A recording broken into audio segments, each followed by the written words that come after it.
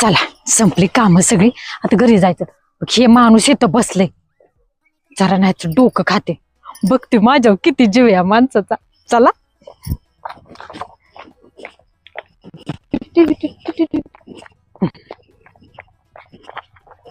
कसली निवांत बसल्यात बाया. हाय ग आई आई काय खरं नाही माझं. आई ग काय झालं?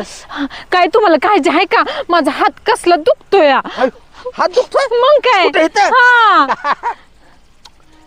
हा अयो माझा हात तर नीट झाला. मग गॅस रे. हाय ग बया हो माझं डोकं लय फणफणायला लागलं लय दुखायला लागलं.